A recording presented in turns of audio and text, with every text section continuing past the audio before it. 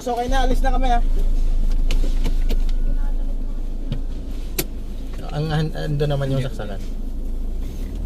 Wala naman extension na kasama yun. Uy, sayang. Laki ng project nila. May bago doon sila?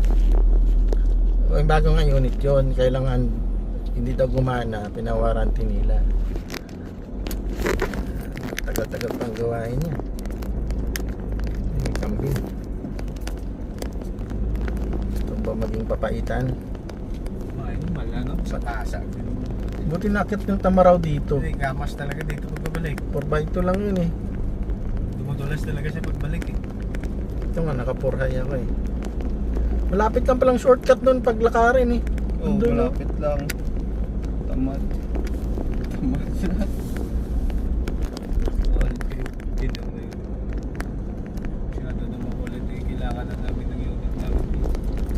Ano tayo, nagmamadali tayo, may ilakad pa tayo. Siya ba yun to? Yung nakapula?